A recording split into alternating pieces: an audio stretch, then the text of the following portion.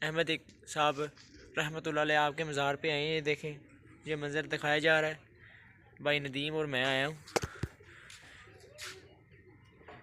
इन्होंने हज़रत सूफ़ी मोहम्मद बरकत अली रहमतुल्लाह अलैह का जनाजा पढ़ाया।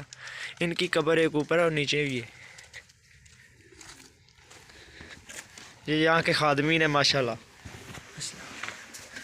या हय्यो या क़याम या हय्यो या क़याम या हय्यो या क़याम या हय्यो या क़याम या हय्यो या क़याम या हय्यो या क़याम या हय्यो या क़याम या हय्यो या क़याम या हय्यो या क़याम या हय्यो या क़याम या हय्यो या क़याम सय्यदना करीमान सल्लल्लाहु अलैहि वसल्लम सय्यदना करीमान सल्लल्लाहु। सूफी मोहम्मद बरकत अली रहमतुल्लाह अलैह ने अपनी हयाती में तमीर करवाई। और ये बाबा जी सरकार के बड़े ख़ास आदमी हैं जिन्होंने आपकी ज़िंदगी में आपके साथ अरसा गुजारा।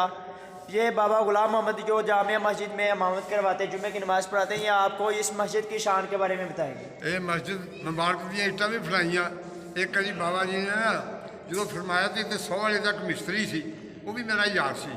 उन्हें दिल च किते ख्याल किया कि सरकार को है तो कोई शायद नहीं, तो मस्जिद एडी किदां बनी। वो एक कभी जो मस्जिद का ना फर्श रगड़ रहे ही ना मशीना ना, वो तुरया आया बाबा जी बाहर तशरीफ लैके और गेट अगे आंदे आओ मिस्त्री साहब तेन मैं ना मस्जिद दिखाना कैसी बनी आ। वो बेचारा चुप के वाकया ही वो गल सरकार ने याद कराई। सरकार को कहना सी वो दिल च है कि वो जरा मैं आख्या ना मस्जिद किदा बनू, सरकार ने आख्या मस्जिद बन भी गई है माशाअल्लाह। फिर इस मस्जिद मुबारक के अंदर जगह नहीं सी होती बहन की। बच्चे बड़े पढ़ते होंगे सी, कोई 250-300 बच्चा पढ़ता होंगे, बड़िया इतने रौनक।